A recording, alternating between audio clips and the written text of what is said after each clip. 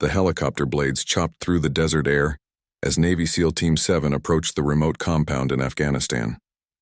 Commander Jake Morrison checked his watch. 300 hours. The intelligence report had been clear. A high-value target was hiding in the building below, along with several hostages. As the team rappelled down the ropes, gunfire erupted from multiple windows.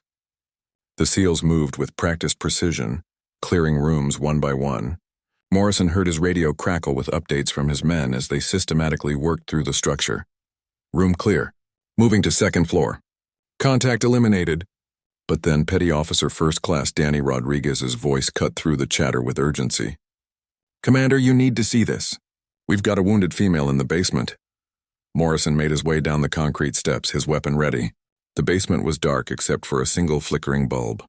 In the corner, partially hidden behind overturned furniture, lay a young woman. She appeared to be in her early 20s with long dark hair matted with blood. Her clothes were torn and dirty, suggesting she had been held captive for some time. What struck Morrison immediately was her stillness. Despite obvious injuries to her shoulder and leg, she made no sound. No crying, no pleading for help, no screams of pain. Her dark eyes watched the armed men with an intensity that seemed unusual for someone in her condition. Rodriguez knelt beside her, pulling out his medical kit. Ma'am, we're here to help you. Can you tell us your name? The woman remained silent, though her eyes tracked every movement the SEALs made. Her breathing was controlled and steady despite the blood loss. Morrison had seen many trauma victims during his 15 years in special operations, and something about this woman's demeanor felt different. She's been shot twice, Rodriguez reported, once in the shoulder, once in the thigh. But the wounds look like they've been treated with field dressing techniques. Morrison crouched down to get a better look. The makeshift bandages were expertly applied, using strips of fabric torn from her clothing. The knots were precise, the pressure points exactly where they needed to be to slow bleeding. This wasn't the work of an amateur. Miss, we're United States Navy SEALs. You're safe now. We're going to get you medical attention, Morrison said gently. Still no response. The woman's gaze moved between the 3 SEALs in the room, taking in their gear, their weapons, their positioning. It was almost as if she was conducting her own tactical assessment. As Rodriguez continued his medical examination, he made another discovery. Commander, look at this. He carefully lifted her torn shirt sleeve, revealing several older scars on her arms. They weren't random marks, and they appeared to be precise cuts in specific patterns. Morrison studied the scars more closely. He had seen similar markings before, but only on soldiers who had undergone certain types of training, survival training, resistance training, the kind of training that taught someone how to endure pain without breaking. These looked deliberate, Rodriguez whispered. The woman's eyes narrowed slightly when she heard this exchange, but she still said nothing. Morrison decided to try a different approach. In his experience, sometimes silence spoke louder than words. He stood up and motioned for his team to give her some space. Let's secure the perimeter. Rodriguez, prep her for transport, but don't force anything. If she doesn't want to talk, we don't push. As the other SEALs moved away, Morrison noticed something else. Despite her injuries and the chaotic situation, the woman had positioned herself in the corner where she could see all entrances to the basement. Her back was protected, and she had clear sight lines to every possible threat vector. This was tactical thinking, not the random positioning of a frightened civilian. The rescue helicopter was called in, and within minutes, Morrison could hear the familiar sound of rotors approaching. As his team prepared to move the woman, she finally spoke. Her voice was barely above a whisper, but it was steady and clear. American? Morrison nodded. Yes, ma'am. United States Navy. She studied his face for a long moment, then gave an almost imperceptible nod. It wasn't relief or gratitude. It was more like confirmation of something she had already determined. As Rodriguez and another SEAL carefully lifted her onto a stretcher, Morrison caught something else that made him pause. When they moved her, she automatically adjusted her grip on the sides of the stretcher to maintain balance and stability. It was a small movement, but it showed body awareness and control that was remarkable given her condition. During the helicopter ride back to base, Morrison found himself studying the mysterious woman. She remained conscious throughout the flight, never once crying out despite the obvious pain she must have been experiencing. Her eyes continued to scan her surroundings, taking in details about the aircraft, the crew, even the flight path visible through the windows. Rodriguez monitored her vital signs and whispered to Morrison, "Her heart rate and blood pressure are incredibly stable for someone with these injuries. It's like she's controlling her body's response to trauma." When they landed at the forward operating base, medical personnel rushed to take over her care. As they transferred her to the base hospital, Morrison made a decision that would change everything. Instead of returning to his quarters for debriefing, he followed the medical team. Something about this woman didn't add up, and Commander Jake Morrison had learned long ago to trust his instincts when something felt wrong. The base hospital was a flurry of activity as Dr. Sarah Chen, the chief medical officer, examined the mysterious woman. Morrison stood just outside the treatment room, watching through the glass window as the medical team worked. "Commander, she's refusing pain medication," Dr. Chen announced as she stepped out to speak with him. "We've offered her morphine twice and she just shakes her head. Most people with gunshot wounds are begging for relief." Morrison frowned. "Did she say why?" "She's barely spoken at all. Just know when we offered the drugs. Her injuries are significant, but she's handling the pain like someone who's been trained to endure it." Through the window, Morrison watched as the woman carefully observed every person who entered her room. She tracked the movements of nurses, noted the locations of medical equipment, and seemed to be memorizing the layout of the facility. Her behavior reminded him of how his own team would assess a new environment, professionally and methodically. Dr. Chen continued, "There's something else. When we were cleaning her wounds, I noticed calluses on her hands. They're not from manual labor. These are from rope work, climbing, and weapons handling. I've seen similar patterns on Special Forces personnel." Morrison's interest was now fully piqued. He requested permission to speak with the patient, and Dr. Chen agreed, warning him to keep it brief. As he entered the room, the woman's eyes immediately focused on him. There was no fear there, which struck him as odd. Most civilians rescued from hostile situations showed some level of trauma response, but she appeared completely composed. "How are you feeling?" Morrison asked, pulling up a chair beside her bed. She studied him for a moment before answering, "I'll live." Her voice carried a slight accent that Morrison couldn't quite place. "Can you tell me your name?" "We'd like to contact your family, let them know you're safe." A shadow crossed her face. "No family." Morrison tried a different approach. "What were you doing in that compound? Were you being held against your will?" The woman's jaw tightened slightly. "I was completing a mission." The words hung in the air between them. Morrison felt his pulse quicken. "What kind of mission?" Instead of answering, she asked her own question. "How many hostiles did you eliminate in the compound?" The question caught Morrison off guard. It wasn't something a civilian would typically ask, and her terminology was distinctly military. 7 confirmed kills. "Why do you ask?" "There were 8 when I was captured 3 days ago." Morrison's mind raced. If there had been 8 hostiles and his team only found 7, that meant 1 had escaped during the firefight. But more importantly, this woman had been counting enemy personnel and tracking their movements even while being held prisoner. "You were gathering intelligence," Morrison stated rather than asked. The woman didn't confirm or deny this, but her slight nod told him everything he needed to know. Over the next few hours, Morrison began piecing together a remarkable story. Through careful questioning, he learned that the woman had been operating solo in the region for several weeks. She had infiltrated the compound deliberately, allowing herself to be captured to gather information about a larger terrorist network. "You got yourself captured on purpose?" Morrison asked, incredulous. "Sometimes the best way to learn about an organization is from the inside," she replied matter-of-factly. Morrison had heard of such tactics, but they were extremely dangerous and required extensive training. "Who do you work for?" The woman looked away. "That information is classified." "Classified by whom?" Silence. Dr. Chen returned with test results that only deepened the mystery. Her blood work shows traces of several medications that are used in military enhancement programs. Nothing illegal, but combinations that suggest advanced physical conditioning. Also, her bone density is remarkable for someone her age and size. Morrison stepped back into the hallway with Dr. Chen. "Enhancement programs? Nutrition supplements, recovery accelerators, things that help the body perform at peak efficiency and recover from trauma more quickly." The kind of things our own special operations personnel use. When Morrison returned to the room, he found the woman sitting up in bed, despite Dr. Chen's orders to rest. She was testing the range of motion in her injured shoulder, grimacing slightly but pushing through the pain.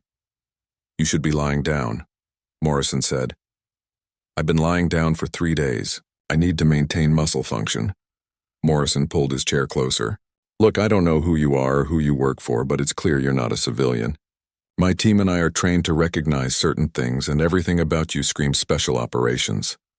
The woman met his gaze directly. "Your team performed well tonight. Clean entry, efficient clearing, minimal collateral damage. You should be proud." Morrison was taken aback. She was evaluating his team's performance. "How would you know? You were wounded in a basement. Sound travels. I could track your movement through the building by the pattern of gunfire and radio chatter. Your point man is experienced. He swept corners properly and called out threats clearly. Your demolitions expert used exactly the right amount of explosive on the door charges. No wasted material." Morrison stared at her in amazement. While lying wounded and presumably in shock, this woman had been conducting a professional assessment of a special operations raid happening above her head. "What's your name?" Morrison asked again, this time with genuine respect rather than interrogation. The woman considered this for a long moment. "Zara, is that your real name?" "It's real enough." Morrison decided to take a risk. "Zara, I've been in special operations for 15 years. I've worked with the best of the best from multiple countries and services. What I saw tonight, what you did, enduring capture, maintaining operational awareness, treating your own wounds, analyzing a rescue operation while injured, that's not just training. That's exceptional training." Zara's expression softened slightly. "I was told American SEALs were among the best in the world. Tonight confirmed that assessment. Where did you train?" Zara looked out the window at the desert landscape. "Many places, some that don't exist on any map." Morrison felt he was finally getting somewhere. "Are you allied forces?" "I am allied with anyone who fights against terrorism and protects innocent people." It wasn't a direct answer, but it was the most she had revealed about her allegiance. Morrison sensed that pushing further right now would cause her to shut down again. "Get some rest, Zara. We'll talk more tomorrow." As Morrison left the hospital, his mind was spinning with questions. Who was this woman? What organization had trained her to such a high level? And most importantly, what was she really doing in Afghanistan? He decided to run her description through intelligence databases and see what came up. Something told him this was just the beginning of a much larger story. Morrison spent the next morning running Zara through every database the military had access to. Her face didn't match any known operatives, terrorists, or persons of interest. It was as if she didn't exist in any official capacity, which only made him more curious about her true identity. At 800 hours, he received an urgent message to report to Colonel Williams' office immediately. When Morrison arrived, he found his commanding officer studying a classified file with a deep frown. "Commander, sit down. We have a situation," Colonel Williams said without looking up. "I ran some inquiries about your mystery woman last night. Within 2 hours, I received a call from Pentagon intelligence wanting to know why we were asking questions about her." Morrison leaned forward. "What did they tell you?" "Nothing directly. But they're sending someone to debrief her, a specialist who apparently has the clearance to handle whatever this situation is.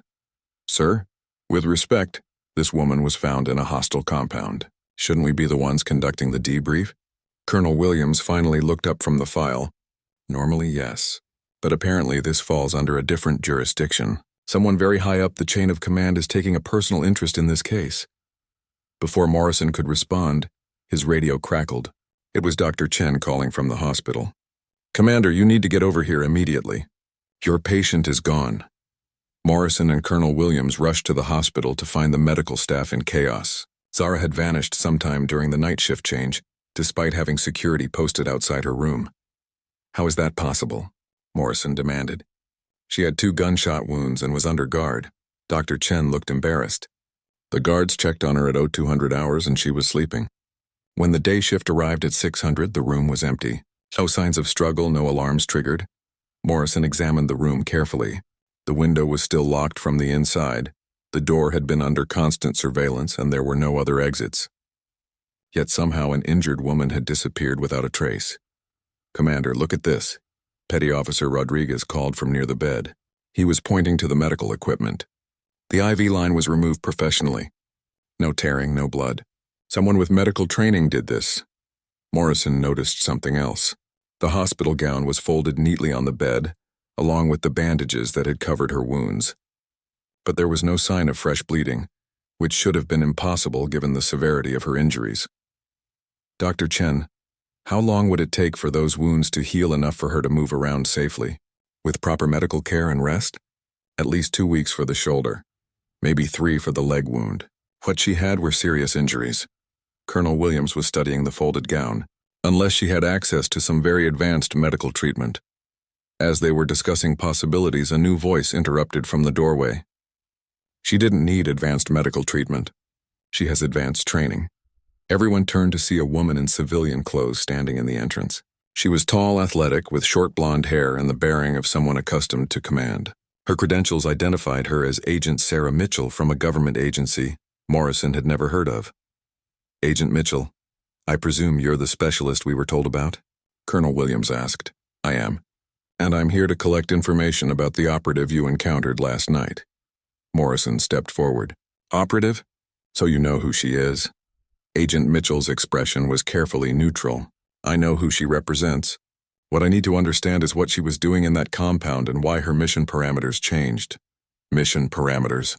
Commander Morrison, the woman you rescued last night is part of a highly classified international task force. Her real name is Zara Volkov, and she's been operating in this region for the past 6 months tracking a network of arms dealers. Morrison felt the pieces starting to come together. She let herself get captured to get inside their operation. Exactly. But she missed her scheduled check-in 3 days ago. We were preparing a rescue mission when your team happened to hit the compound for your own operation. Colonel Williams frowned. Why weren't we informed that there was another operation in progress? Because her mission is classified at a level above your clearance, Colonel. Even mine, to be honest. Morrison's mind was racing. If she's such a highly trained operative, how did she get caught in the first place? Agent Mitchell paused before answering. That's what we need to find out. Zara Volkov doesn't get caught unless she wants to be caught, and if she wanted to be caught, there was a very good reason for it. At that moment, Morrison's radio buzzed with an incoming message. It was from base communications. Commander Morrison, we have a situation at the motor pool. Someone broke into the vehicle bay last night. Morrison and Agent Mitchell exchanged glances. What was taken? Morrison asked into the radio. That's just it, sir. Nothing was stolen. But someone used the medical supplies from one of the Humvees and left behind some interesting items. 20 minutes later, they stood in the motor pool looking at what Zara had left behind. On the workbench were the torn pieces of her clothing from the night before, along with something that made Morrison's blood run cold. Detailed blueprints of the compound they had raided, showing not only the layout but also guard positions, weapons caches, and escape routes. She drew these, Agent Mitchell said, studying the precision of the sketches. While she was being held prisoner, she was mapping their entire operation. Morrison picked up another piece of paper. It was a list of names, dates, and locations. Are these the arms dealers? This intelligence is worth more than we could have gathered in months of surveillance, Agent Mitchell confirmed. She accomplished her mission even while wounded and captured. Colonel Williams was examining the medical supplies that had been used. She treated her own wounds here. Look at this, professional field surgery techniques. She essentially performed minor surgery on herself. Morrison found something else that made his respect for Zara grow even more. Hidden under the blueprints was a small note written in precise handwriting. Thank you for the rescue. The 8th hostile escaped to coordinates 34.5N, 69.2E. He has intelligence about the network's next shipment. You have 48 hours. She's still working the mission, Morrison realized, even after everything she's been through. Agent Mitchell nodded grimly. That's what makes her so valuable and so dangerous. Zara doesn't stop until the mission is complete. Morrison looked at the coordinates Zara had provided. Colonel, we need to move on this location. If she's right about the timeline, we have less than 2 days to intercept this arms shipment. Commander, this isn't our mission anymore, Colonel Williams warned. Agent Mitchell spoke up. Actually, it might be. The arms dealer network Zara was tracking has been selling weapons that were used against American forces. If we can shut down their supply line, it will save lives. Morrison studied the intelligence Zara had gathered. The level of detail was extraordinary, showing not just tactical information but also financial networks, communication methods, and operational patterns. This was the work of someone who had been trained to see connections that others missed. Agent Mitchell, what kind of training does Zara have exactly? The kind that takes years to develop and can't be learned in any conventional military school. She's what we call a universal operative, trained to work in any environment with any allies against any threat. Morrison looked again at the note she had left. Despite being wounded, captured, and rescued by strangers, Zara had continued to gather intelligence and had provided them with actionable information to save lives. "Where do you think she went?" Morrison asked. Agent Mitchell looked at the coordinates on the note. "Probably to finish what she started. The question is whether we're going to help her or try to stop her." Morrison made his decision. "We're going to help her. If there's an arms shipment that threatens American forces, stopping it is our job too." Colonel Williams sighed. "This is highly irregular, Commander." "Sir, with respect, so is everything about this situation. But if Zara risked her life to get this intelligence to us, the least we can do is act on it." Agent Mitchell smiled for the first time since arriving. "I was hoping you would say that. Because stopping this arms network is going to require both your tactical expertise and Zara's intelligence gathering. The question is, can we find her before the 48-hour deadline?" Morrison looked at his team, then back at the detailed intelligence Zara had provided. "I have a feeling that if Zara wants to be found, she'll find us." 2 hours before dawn, Morrison's team moved out toward the coordinates Zara had provided. Agent Mitchell had joined them, bringing additional intelligence about the arms network and Zara's methods. As their convoy approached the target area, Morrison received an unexpected radio transmission on a frequency that shouldn't have been known to anyone outside their unit. "SEAL Team 7, this is Ghost. Hold your position 1 kilometer south of target. You're walking into an ambush." Morrison signaled for his convoy to stop. The voice was female, calm, and professional. "Ghost, identify yourself." "You know who this is, Commander. The 8th hostile you're looking for has been busy." He called in reinforcements and set up a trap using the arms shipment as bait. Morrison scanned the terrain through his scope, but saw no sign of anyone. "Zara, where are you?" "Close enough to watch your backs. The target location has been compromised. 12 hostiles, heavy weapons, dug in around the warehouse. They're expecting you." Agent Mitchell grabbed the radio. "Ghost, this is Mitchell. What's your tactical assessment?" There was a pause before Zara responded. "Agent Mitchell, it's good to hear a familiar voice." "Assessment. Direct assault will result in casualties. Recommend alternate approach. I've identified a weakness in their perimeter." Morrison studied his map. "What do you have in mind?" "There's a drainage tunnel that runs under the warehouse. I've been watching them for 6 hours. They don't know it exists. 3-man team can infiltrate from below while the main force creates a distraction from the north." Rodriguez looked at Morrison with concern. "Sir, how do we know this isn't a trap?" "We still don't know whose side she's really on." Before Morrison could respond, Zara's voice came back over the radio. "Petty Officer Rodriguez, your concern is justified. But if I wanted you dead, I wouldn't have warned you about the ambush. I would have let you walk into it." Morrison made a decision. "Ghost, can you guide us to this tunnel?" "Already on my way to your position. Watch for my signal in 30 seconds. Morrison scanned the area and saw a brief flash of reflected sunlight from a ridge about 200 meters away.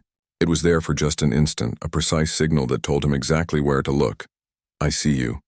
Ghost. Move to coordinates 34.527 N, 69183E. There's a depression in the ground hidden by rocks. The tunnel entrance is there." As Morrison's team moved to the location, they found exactly what Zara had described. Hidden beneath a carefully arranged pile of stones was an old concrete drainage pipe, large enough for a person to crawl through. Morrison was the first to spot Zara as she approached their position. Even in daylight, she moved like a shadow, using terrain and natural cover so effectively that she seemed to appear and disappear at will. When she finally joined them, Morrison was amazed at her appearance. Despite having serious gunshot wounds less than 24 hours earlier, Zara looked almost completely recovered. She wore tactical clothing that she had acquired from unknown sources, and her movements showed no sign of injury. "How is this possible?" "Dr. Chen would have said you needed weeks to recover," Morrison said. Zara checked her weapon with professional efficiency.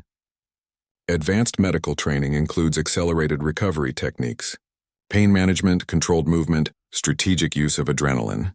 The body can do remarkable things when properly trained. Agent Mitchell studied Zara carefully. Zara, why did you leave the hospital? We could have worked together from the beginning. Because I needed to verify the intelligence before sharing it. The 8th hostile, his name is Mahmoud al-Rashid, is more dangerous than we initially assessed. He's not just a local arms dealer. He's connected to a larger network that spans 3 countries. Morrison looked through his binoculars at the warehouse in the distance. What kind of weapons are we looking at? American weapons stolen from military convoys. Russian weapons sold through black market channels. And something new. Weapons that appear to be prototypes of advanced technology. Agent Mitchell's expression darkened. What kind of prototypes? Smart ammunition? Guided projectiles that can change direction after being fired. If this technology gets into the wrong hands, it will change the balance of power in every conflict zone in the world. Morrison realized the scope of what they were dealing with. This wasn't just about stopping an arms shipment. It was about preventing a technological leap that could endanger military forces worldwide. Ghost, what's your plan? Morrison asked. Zara spread out a hand-drawn map that showed incredible detail about the warehouse complex. 3 teams. Alpha Team takes the tunnel and secures the weapons. Bravo Team creates a diversion from the north to draw their attention. Charlie Team positions for sniper support and blocks escape routes. Morrison studied the plan. It was tactically sound and showed deep understanding of military operations. How long have you been planning this? Since I was first captured 3 days ago. Everything that happened, allowing myself to be taken, gathering intelligence while imprisoned, escaping at the right moment to provide you with actionable intelligence, it was all part of the mission. Rodriguez looked at her with new respect. You planned your own rescue? I planned for multiple contingencies. Your team performing a raid on the compound was one of several possibilities I had prepared for. Agent Mitchell shook her head in amazement. Zara, the level of strategic thinking required for that kind of planning is extraordinary. How long have you been doing this kind of work? Zara's expression became distant. Long enough to know that sometimes the mission requires sacrifices that others wouldn't understand. Morrison sensed there was a deeper story there, but this wasn't the time to explore it. All right, let's move. Alpha Team, Rodriguez, Johnson, and myself. Agent Mitchell, you're with Bravo Team. Ghost, where will you be? Everywhere you need me to be, Zara replied. I'll coordinate between teams and handle any unexpected complications. As they prepared to move out, Morrison noticed something else about Zara that impressed him. Despite having planned this operation alone, she adapted immediately to working with his team. She understood their communication protocols, anticipated their tactical needs, and positioned herself to support their strengths while covering their weaknesses. Ghost. One question, Morrison said as they began moving toward their positions. How did you know our radio frequencies? Zara smiled slightly. Commander, when you spend 3 days listening to SEAL communications while pretending to be unconscious, you learn quite a bit about how your team operates. Morrison realized she had been gathering intelligence about his team even while lying wounded in that basement. The level of operational awareness was unlike anything he had ever encountered. As Alpha Team approached the tunnel entrance, Morrison's respect for Zara continued to grow. The tunnel was exactly where she said it would be. It was clear of obstacles and it led directly under the warehouse. Her reconnaissance had been perfect. All teams, this is Alpha Leader. Morrison whispered into his radio. Beginning infiltration. Bravo Team, start your diversion in 5 minutes. Roger that, Alpha Leader, came the response. Morrison looked back at Rodriguez and Johnson. Both men had worked with him on dozens of operations, but this felt different. They were following intelligence gathered by someone they had known for less than 24 hours. Someone whose true identity and allegiances were still largely unknown. But as they crawled through the drainage tunnel toward what could be the most dangerous arms dealers in the region, Morrison realized that trust wasn't always about knowing everything about someone. Sometimes it was about recognizing competence, dedication, and a shared commitment to protecting innocent lives. Ghost, we're in position, Morrison whispered. Copy that, Alpha Team. Remember, these weapons can't fall into hostile hands. Whatever happens, that technology needs to be destroyed or secured. Morrison understood. This mission had just become about more than stopping arms dealers. It had become about preventing a new kind of warfare that could threaten every soldier in every conflict for years to come. Morrison and his team emerged from the tunnel inside the warehouse to find themselves surrounded by weapons crates that exceeded their worst expectations. Rows upon rows of military-grade equipment filled the space, from assault rifles to rocket launchers. But in the center of the warehouse, an especially constructed clean room, were the prototype weapons Zara had warned them about. "Alpha Team to all units. We're inside," Morrison whispered. The intelligence was accurate. "We have eyes on advanced weapons technology." Rodriguez was already photographing serial numbers and examining the prototypes. "Commander, these aren't just smart bullets. This is next-generation targeting system technology. Rounds that can track heat signatures, adjust for wind resistance, even penetrate specific types of body armor." Before Morrison could respond, gunfire erupted outside as Bravo Team began their diversion. The sound of automatic weapons filled the air, and Morrison could hear shouted orders in multiple languages from the defenders. "Ghost, Bravo Team is engaged. What's your status?" Zara's voice came back calm and controlled despite the chaos outside. "Monitoring all positions. You have approximately 8 minutes before reinforcements arrive from the east. Suggest you expedite weapons assessment and prepare for extraction." As Morrison's team worked to catalog the weapons, they made a discovery that changed everything. Hidden beneath the prototype ammunition were documents in multiple languages, detailing sales agreements with terrorist organizations across 3 continents. "Alpha Leader, this is bigger than we thought," Johnson reported. "These contracts show delivery schedules for the next 6 months. Thousands of these smart weapons are supposed to be distributed to hostile groups throughout the Middle East, Africa, and Southeast Asia." Morrison felt the weight of the situation. If these weapons reached their intended destinations, American forces and Allied troops would face an unprecedented threat. Every mission, every patrol, every peacekeeping operation would become exponentially more dangerous. "Ghost, we need to destroy everything here. This technology can't be allowed to exist." "Negative, Alpha Leader," Zara responded immediately. "We need those prototypes intact for analysis. If we don't understand how they work, we can't develop countermeasures." Morrison was torn between immediate destruction and long-term strategy when Rodriguez made another alarming discovery. "Commander, look at this shipping manifest. 1 crate is missing from the inventory. A prototype shipment that was supposed to be here." "Ghost, did you copy that?" "Confirmed. I've been tracking the missing shipment. It was moved yesterday to a secondary location for field testing. Al-Rashid is personally overseeing live fire tests of the technology." The gunfire outside was intensifying, and Morrison could hear his team coordinating the diversion, but time was running out. "All teams, this is Ghost." Zara's voice cut through the radio chatter. "New intelligence. Al-Rashid is planning to demonstrate the smart weapons technology to buyers this afternoon. If that demonstration succeeds, we'll see orders for thousands of units." Morrison made a command decision. "Alpha Team, secure the prototype weapons for extraction." "Bravo Team, can you maintain the diversion for 10 more minutes?" "Roger that, Alpha Leader. But we're taking fire from multiple positions. These guys are well-trained and well-equipped." As Morrison's team worked to prepare the weapons for removal, Zara appeared in the warehouse as silently as a ghost. One moment Morrison was alone with his team. The next moment she was beside him, examining the prototypes with expert knowledge. "How did you get past the defenders?" Morrison asked. "While they were focused on your diversion, I used the same tunnel system from a different entrance. These old Soviet-era buildings have extensive underground networks." Morrison watched as Zara quickly assessed the weapons technology with an expertise that surprised him. She understood not just the tactical implications but also the engineering principles behind the smart ammunition. "Zara, what's your background? This level of technical knowledge isn't standard military training." She looked up from the weapons she was examining. "Multiple advanced degrees in engineering and computer science, followed by specialized training in weapons technology assessment.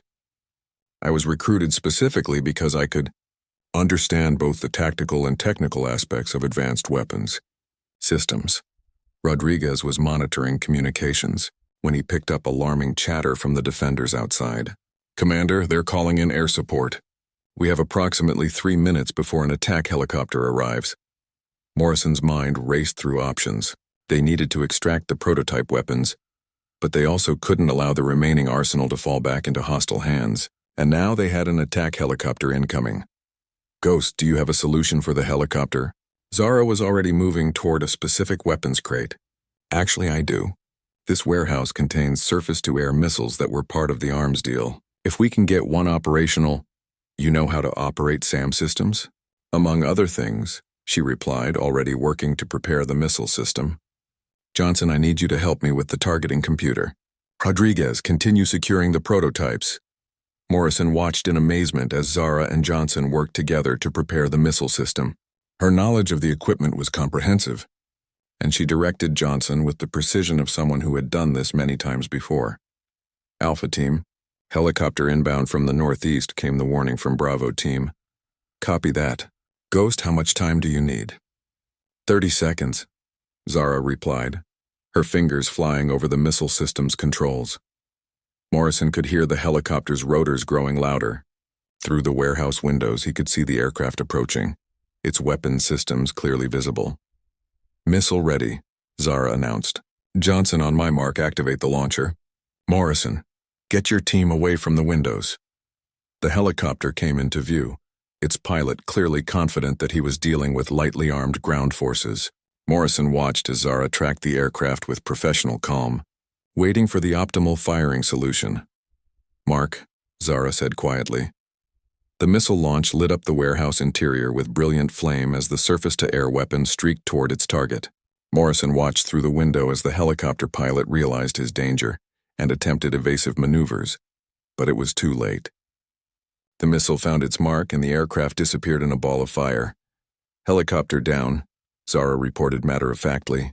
Alpha Team, we now have approximately 2 minutes before ground reinforcements arrive. Extraction needs to happen now. Morrison looked around the warehouse at the enormous arsenal they were leaving behind. What about all these weapons?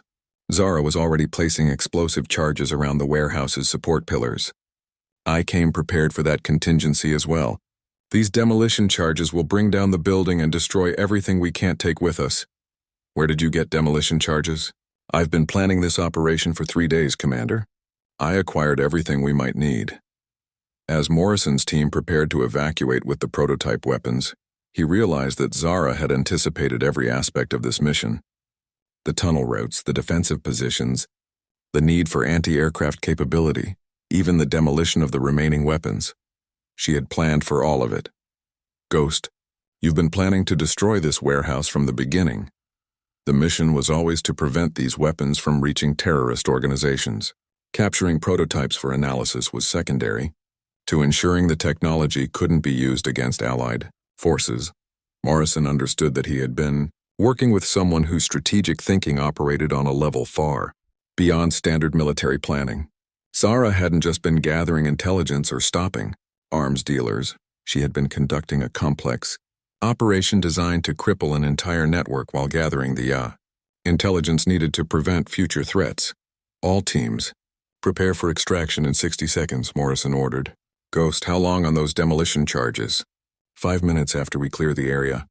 Enough time to get to safety, not enough time for anyone to disarm them. As they prepared to leave the warehouse with the captured prototype weapons, Morrison looked back at Zara.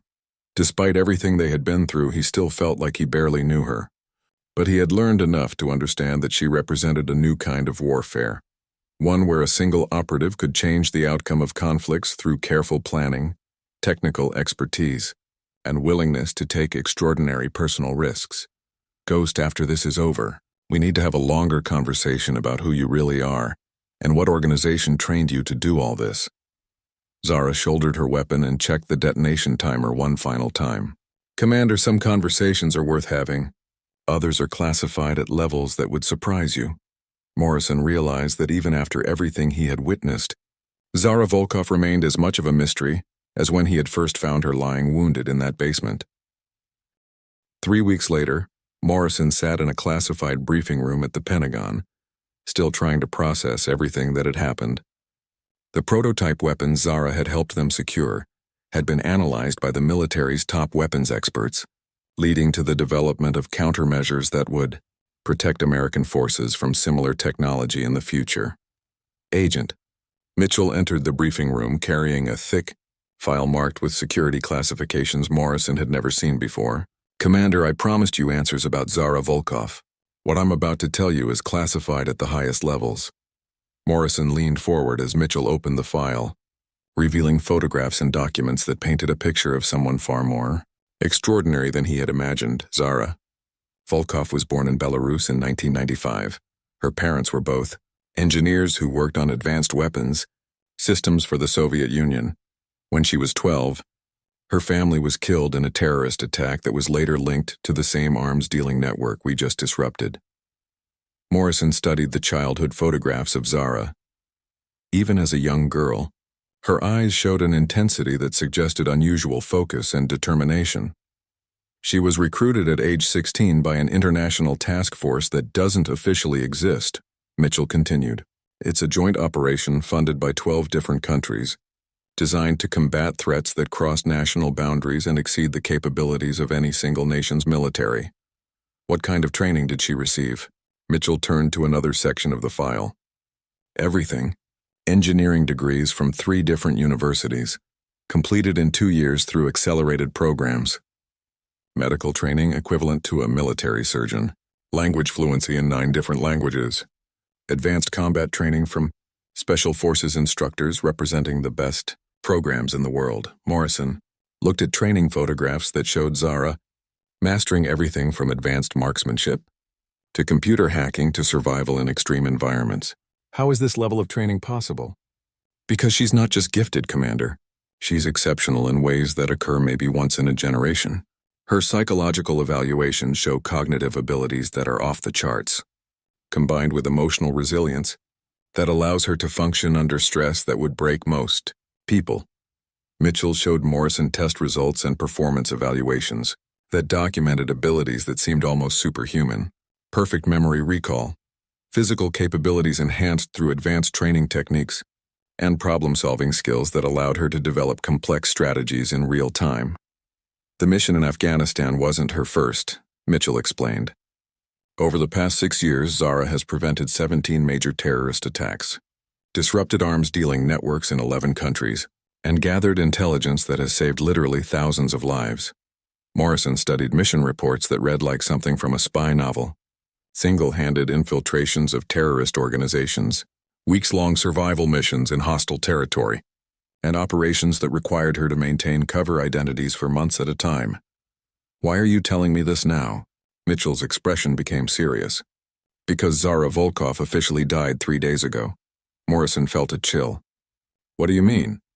The international task force that trained her has been disbanded due to political pressure from several governments who felt the organization operated with too much independence.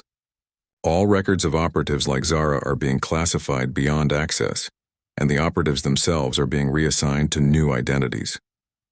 Morrison realized the implications.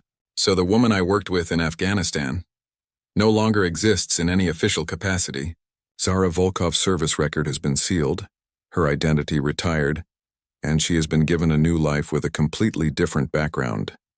Mitchell handed Morrison a single photograph. It showed Zara in civilian clothes working at what appeared to be a humanitarian aid organization. She looked peaceful, almost normal, but Morrison could still see the alertness in her eyes that marked her as someone who would always be watching, always be ready. Where is she now? That information is classified. But I can tell you that she's safe. She's continuing to serve in a different capacity, and the work she's doing is still making the world safer for people like your family. Morrison looked again at the file documenting Zara's extraordinary abilities and achievements. Agent Mitchell, why did she save my team? She could have completed her mission without involving us. Mitchell smiled slightly. That's actually the most telling thing about Zara Volkov. Despite all her training, despite her extraordinary capabilities, she never forgot that the ultimate purpose of her work was to protect people. When she realized your team was walking into danger, saving you became part of her mission. Morrison thought back to those 3 intense days when he had worked alongside someone whose abilities exceeded anything he had encountered in 15 years of special operations. Will I ever see her again? Probably not as Zara Volkov, but given her dedication to protecting others, you might encounter her work again without ever knowing it was her. Mitchell began closing the file. Commander, there's one more thing. The success of the Afghanistan operation has led to a recommendation that selected SEAL teams receive enhanced training in working with unconventional operatives. Your team has been chosen to participate in a pilot program. Morrison realized that his encounter with Zara had changed not just his understanding of what was possible in special operations, but had also opened doors to new ways of conducting missions that could save more lives and prevent more threats. What kind of enhanced training, advanced intelligence gathering, unconventional warfare techniques, and cooperation with operatives whose backgrounds and capabilities may be unusual. The modern world requires modern solutions, and traditional military approaches aren't always sufficient. As Morrison left the Pentagon that evening, he found himself looking at the world differently. Somewhere out there, people like Zara Volkov were working in shadows to prevent threats that most people would never know existed. They operated with capabilities that pushed the boundaries of human potential, making sacrifices that others couldn't understand, all to protect innocent lives. He thought about the 3 days when he had witnessed someone whose training and dedication exceeded anything he had previously encountered. Zara had shown him that the future of warfare wouldn't just be about better technology or larger armies. It would be about individuals who could think strategically, adapt quickly, and operate effectively regardless of the circumstances they faced. Morrison pulled out his phone and sent a message to his team. Team meeting tomorrow at 800. We're starting enhanced training next week. Time to learn some new capabilities. As he drove home, Morrison realized that his encounter with Zara Volkov had taught him the most important lesson of his military career, the difference between being good at following orders and being truly prepared for whatever challenges the future might bring. Somewhere in the world, under a different name and with a different mission, Zara was continuing the work that she had dedicated her life to. Morrison might never know where she was or what she was doing, but he was certain of one thing: the world was safer, because people like her were willing to make the sacrifices necessary to protect others. The woman who had lay wounded but silent in that basement in Afghanistan had turned out to be one of the most extraordinary operatives he had ever encountered. Her training, her capabilities, and her dedication had stunned not just Morrison and his team, but military analysts at the highest levels of government. Morrison smiled as he pulled into his driveway. His wife and children would never know that their safety was protected by people whose very existence was classified, whose training exceeded the capabilities of conventional military forces, and whose willingness to sacrifice everything for others made them the true unsung heroes of the modern world. But Morrison would remember, and he would make sure his team was ready to work alongside such extraordinary people if they were ever fortunate enough to encounter them again.